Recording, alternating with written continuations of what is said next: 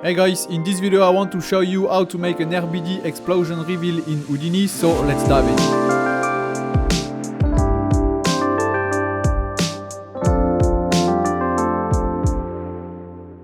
So to keep this tutorial simple and quite short, I'll be focused on the RBD simulation only, but if you want you can get access to the final project file including the smoke simulation with a link in the descriptions. You'll get access to all previous YouTube project files and all future YouTube project files with a link in the descriptions, so check it out if you want to get access to these final files. So this tutorial is inspired by this famous ad created by Man vs Machines, and we will recreate these following shots.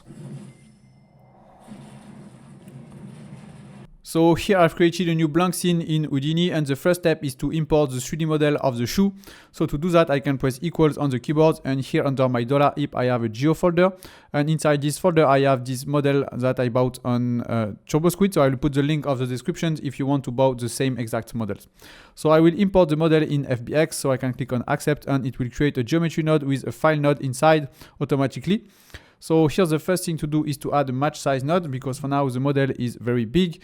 So let's add a match size node, and here you can press P to open the parameter of this node, and here you can click on scale to fit. In that case the shoe will go into a box of a size of 1 by 1. So now I can remove everything for the left shoe, so let's add a blast node. So here with the blast node we can select one of the elements for the left part, so we can select this one, and here we can replace the very little part here with a star, so in that case it will remove everything with this name for the left shoes.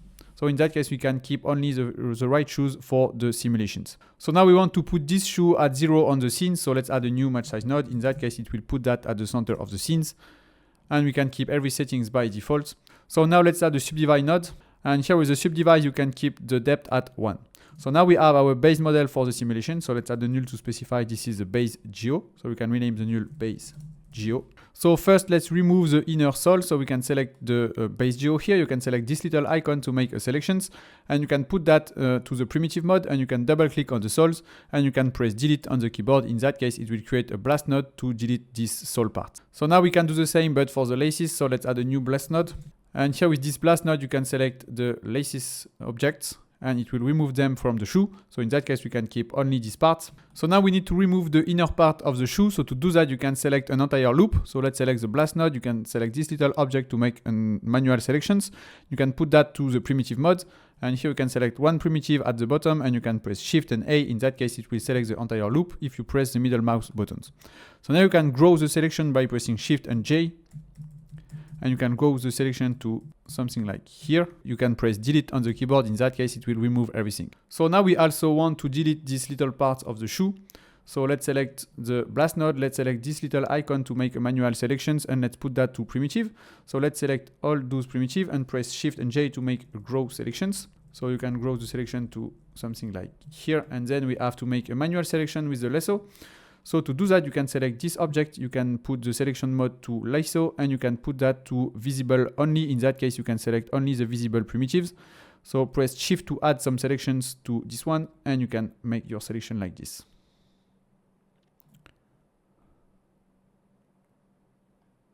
So now you can delete those geometry, and now you have a new blast node for this little part. So now we want to convert this geometry as a volume with a VDB, but first we need to close the geometry to do that. So let's add a poly fill node. And here for the poly fill you can change the fill mode to triangles. So now let's add a normal node. And now we can convert this geometry to volume. So let's add a VDB from polygon. And here with the VDB from polygon we can put the voxel size to something like 0.002 to keep all the resolutions of the shoe. So now let's add a VDB reshape SDF. So here with the VDB reshape SDF you can keep everything by default. Let's add a VDB smooth SDF. And now let's add a convert VDB node, and you can convert it from volume to polygon. Most Houdini tutorials show you tricks. Very few teach you how to build real, production-ready setups from scratch. Artilabs is a premium Houdini training platform for artists who want production-level results, used in motion design, simulations, and high-end product visuals. You get 45+ hours of advanced content, including 2 complete courses where you build high-end animations from start to finish, exactly like in real client work. Every lesson includes full Houdini project files, so you're never guessing. You follow the exact workflow step by step. The library keeps growing every month, and right now, annual access is discounted with an extra 20% off for a limited time. Click the link below. Start building Houdini work that actually attracts professional clients. So now let's add a pick node just to keep a little space between the shoe and the rocks. So here with the pick node, you can keep the distance value very low. So you can put the value at something like 0.05. So this is after and this is before. So now let's add a poly extrude to add a bit of thickness to our rocks, because for now, if we add a clip node just to get a preview of this shoe, we have something flat. So now let's add a poly extrude to add a bit of extrusions for the rocks and to control the thickness of the rocks. So in my case, I will put the distance to 0.02 and I will put the extrusion mode to point normals. And here on the poly extrude, don't forget to check the output back options, and you can also check the front group and the back groups. And now you can put the clip after the poly extrude, and you can see that we have added some thickness on our shoes. So this will control the thickness of the rocks. So if you want to get something a bit more thick, you can increase the value here on the distance. And if you want to get something a bit more thin, you can decrease this value to something like 0.01, or it's up to you. So now let's add a smooth node. And here with the smooth node, you can smooth the positions. So you can put the strength at something like 20, and you can decrease the filter quality to 1. In that case, you can smooth those little parts here on the top and also on the bottom. So later we'll use the RBD Material Fracture to get the cracks on the rocks. So we'll use this node, but to avoid getting some issue, we need to have a clean geometry as an input. And at the moment, you can see that we have some flipped geo here at this little part. So we need to clean that before putting everything under the RBD Material Fracture. Otherwise, you can get some issue with this node. So I will put a split node. And here with the split node, I will split my geo in two different parts. So on the left part, I will put my extruded front group. So let's add a null here, and you can rename it something like front. And now let's add a new null, and you can put that to the second output of the split. And on this side, we have the inner part of the poly extrude, so we can rename it something like back. And now we can convert that to a VDB. So in that case, we can remove all those flipped faces here on the bottom of the shoe. So let's add a VDB from polygon. And here with the VDB from polygon, you can put the voxel size to 0.01 to keep all the detail of the shoe. So now let's add a VDB smooth SDF. And here with the VDB smooth SDF, you can change the operation to Gaussians. And now let's convert that back to polygon. So let's use the convert VDB node. And here you can convert that back to polygon by changing the mode to polygon. And here you can put the adaptivity to 0.01. In that case, you can reduce the polygon number just a bit. So now you can copy everything from here and you can paste them on the right part. So Alt and left click to duplicate all the nodes. And you can plug this null to the input of the VDB from polygon. So now we have this inner part of the extrusion. So now we need to reverse the normal. So let's add a reverse node. So now we have everything. We have the inner part and the outer part of the shoe. So let's select this one and plug them into a merge. So now let's add a null to specify this is the base for the rocks. So you can rename it something like base rocks. So now let's create the cracks for the RBD simulations, and to do that we will use a node called RBD Material Fracture. So you can plug this one to the first input of the RBD Material Fracture, and here you have some settings to change. So we have a first fracture and we have a secondary fracture here on the second tab. So you can make some change here on the scatter points and also on the seeds and on the noise type for each fractures. So in my case, I will keep everything by default. So let's visualize the results that we have now. So this node takes a bit of time to calculate. And now to see the result of this one, you can add an exploded view. And now we have this result for the first crack. So here you can see on the RBD Material Fracture, we have an option to add some input points to control the position of the different cracks. So to do that, I will create some points before that, and I will plug that on the last input, which is the input for an extra point. So here let's add a new RBD Material Fracture. And here for this one, I will remove the secondary fracture. I will keep only one. And for this one, I will increase the scatter point to 10. So if you want to check the result of this one, you can add a new exploded view. And we have this result for this RBD Material Fracture. So now I want to create some points based on each individual cracks. So to do that, let's add a new loop for each connected pieces. So here on this loop, let's add a VDB from polygon. In that case, you can convert this geometry in VDB. And here in our case, we want to reduce the voxel size to keep the detail of each pieces. So let's put the value to 0.01. And here we want to convert these pieces as a density VDB. So you can disable the distance VDB and enable the fog VDB to get a distance VDB like this. And now you can add a scatter node. In that case, you can scatter some points on this volume.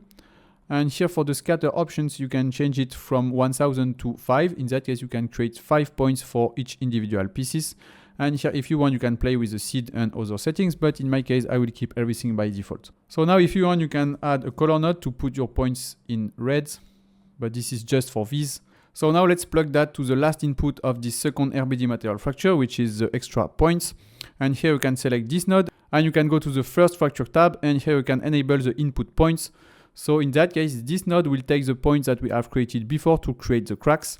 So in my case, I've created 50 points before. So in that case, I will get 50 different cracks plus 5 because on the scatter points, I have 5. But if you want to use only those points, you can put the scatter point here to 0. And if you want to increase the value a bit, you can increase the scatter points. So in my case, I will use my 50 points to create the cracks plus the 5 scatter points here by default on the RBD material fracture. So in that case, I will get 55 different cracks for the first fracture. And here on the second fracture, if you want, you can increase the scatter points. But in my case, I will keep it by default at 5. So now let's check the result of this node with the exploded view. So this is the result I have with the 2 first fracture. So here you can go to the second tab on the chipping to add a bit of detail to those fracture. So here I will enable the chippings to get a little small pieces on the edges of different chunks. So here, if you want, you can play with some settings, but in my case, I will keep everything by default. So now you can dive into the detail tab. And here for the detail, I will decrease the detail size to 0.01. In that case, I will get a bit more resolutions on the details. And in my case, I will enable only the edge details. So I will keep the interior detail disabled. So let's enable these options. So now I have this result, and you can see I have a bit more detail on the edges of each chunks. So if you want, you can put the exploded view back to 0. And here for the RBD material fracture, you can make some change on the edge detail. And if you want to avoid getting a new auto update for each change on this node, you can put on the bottom right here, the mode to manual. So in that case, you can change some settings without the auto updates. And in my case, I will increase the noise 8 to 0.125, and I will decrease the noise element size to 0.15. So everything else is by default. So now I can check the results by changing here from manual to auto update. So this is the result I have with the edge details and the chippings. And now you can add UVs on those pieces. So let's add a labs auto UVs. And this will take a bit of time to calculate, but it will create some UVs automatically for each individual chunks. So now I have UVs on my chunks in case I want to use some texture for the shadings. So now let's add a rest node. In that case, I have the rest attributes to use with the max on noise for redshift. And you can also add some rest normals, so you can add normals. And now let's create a little fall off to activate over time for the RBD simulations. So to do that, you can use a node called mask from geometry. And here you can plug the rest to the first input of the mask from geometry. And let's add a box to create the fall off for the RBD simulations. So you can plug that to the second input of the mask from geo. And here with this node, you can visualize the result of the mask by clicking on the information node. And here you can enable the mask attribute. And here you can change the size and the position of the box. So here you can select the box, and you can select the little gizmo icon here on the left. And you can put the box something like here and here. And you can decrease the radius of the mask from geometry. So by default, the radius is at 1, which is quite high. Let's put the value at 0.2. And here you can put some keyframe on the box. So let's put a keyframe here on the center and the size on the Z-axis. So let's go to the frame 120 and let's change the position of the box to something like this. And you can add some keyframes. So now you can check the result of the mask. And if you want, you can select the box and you can go to the animation editor, press H, and you can select these 2 keyframes and you can make them linear. So now let's add an assemble node to create packed primitive for the RBD simulations. So here with the assemble node, you can create packed primitives.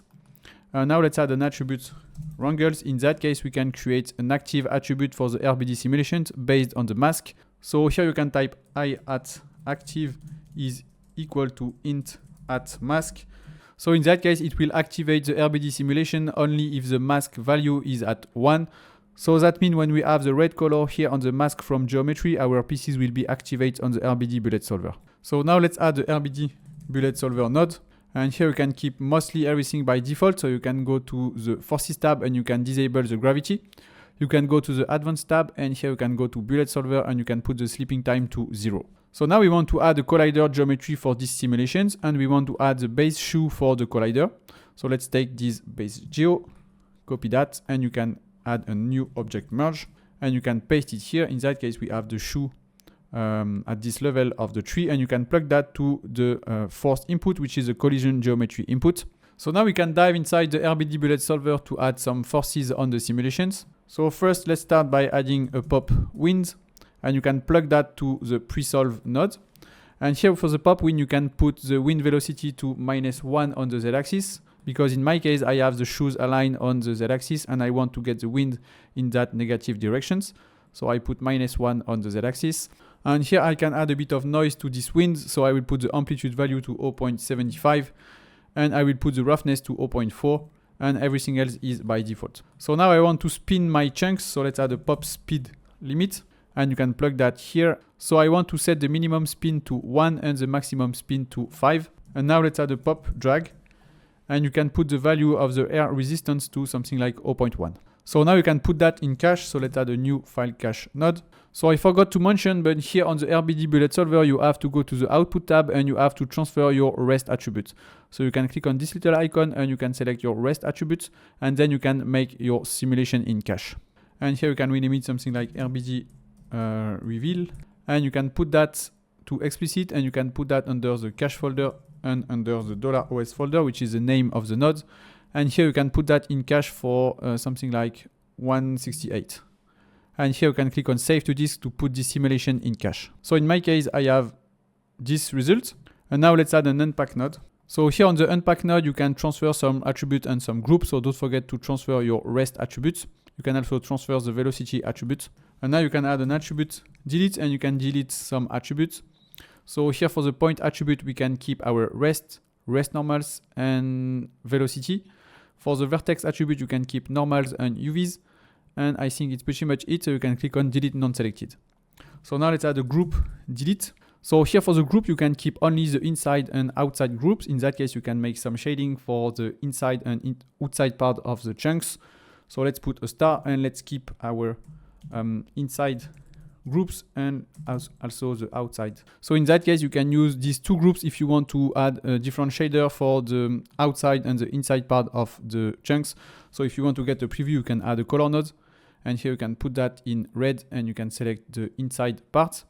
And you can add a new color node and you can put that in blue.